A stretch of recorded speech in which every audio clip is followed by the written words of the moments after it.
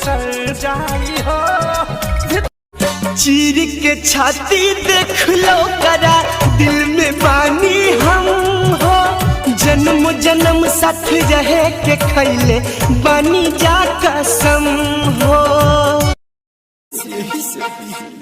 भइल का कसूर हमसे तने पूछतानी।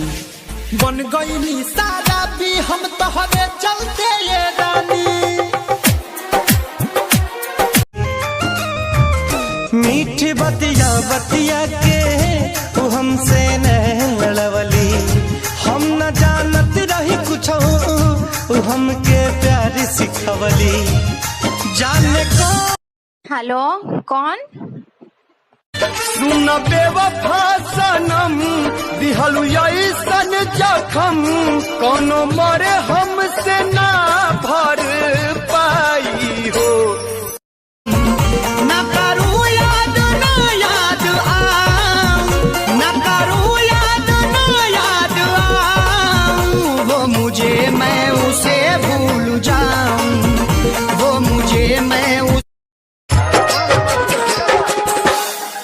दर्द दिल के उनका सुना तो ना कोई के कराते कौन भी जानो ना।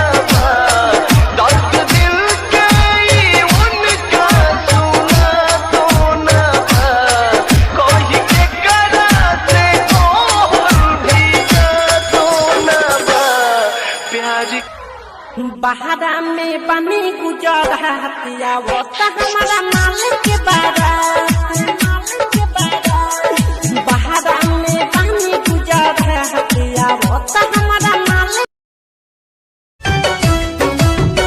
जितना रोवह ताड़ू हमके जगावे खातिर, जितना रोवह ताड़ू हमके जगावे खातिर। काश तनिका सरवने हो तू पावे खातिर, काश तनिका सरवने हो तू पावे खातिर। प्यार कईनी उम्र भर निभावे खातिर, प्यार कईनी उम्र भर निभावे खातिर। काश तोहके भूले खातिर लबदी रे खेली दिन रात पबदी रे। तोहके भूले खातिर लबदी रे खेली दिन।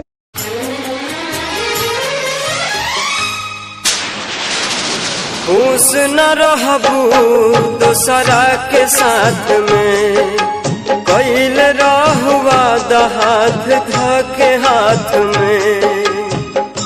रिकॉर्डिंग आरसी रिकॉर्डिंग स्टूडियो ब्राउली। खुश न रहबू दूसरा के साथ में, कैल रहुआ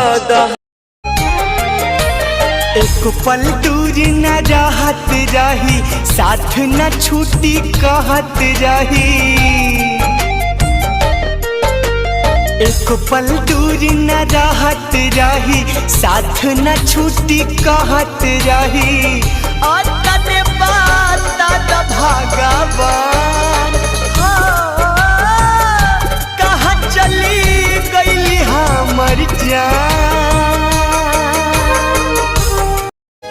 मेहनत कई के केतनो रुपया कमईबा, आचरा के सुखी कत ई न बबुआ पैबा। सपना न होई लाइकी प्रीति प्यार तू ही रहू, तू ही हमर जान हो। तोहरा के मन ले रही दिल से भगवान हो। कवन कारण जारी करके हमसे टकरार करके दिल से बनैलू बेगाना।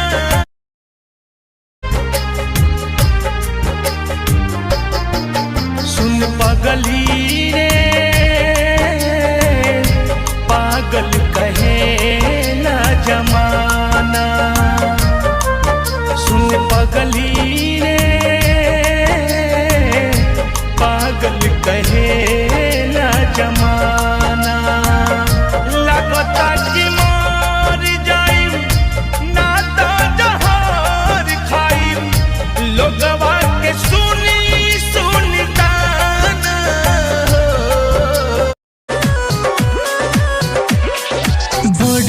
बेवफा है जानू बड़ी बेवफा है, बड़ी बेवफा है जानू बड़ी बेवफा है, बड़ी बेवफा है तू तो बड़ी बेवफा है। इतना बता दे मुझको, इतना बता दे मुझको क्या मेरी खता है, बड़ी बेवफा है तू तो बड़ी बेवफा है, बड़ी बेवफा है जानू बड़ी बेवफा। पहली प्यार का रोग लगा के चैन से वो सोती है, दिल देना ना लड़की को लड़की बेवफा होती है, दिल देना ना लड़की को लड़की बेवफा होती है। से कनवा रे धोखा देले पिया मुझसे कनवा रे लगता वे ले ली परनवा रे धोखा देले पिया मुझसे कनवा रे दिल वाला गवनी समझ न पवनी दिल पिया दिल पानी सनवा रे लगता वे ले ली परनवा रे धोखा देले पिया मुझसे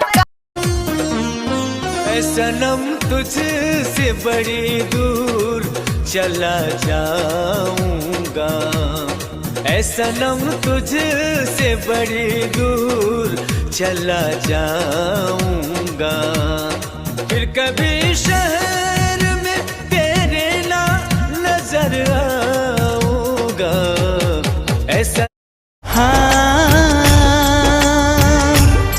ऐ खुदा तेरी कैसी खुदाई है, तूने कैसी ये दुनिया बनाई है, प्यार करने वालों को सताया जा रहा है, प्यार करने वालों को सताया जा रहा है, क्यों मोहब्बत का नक्शा मिटाया जा रहा है।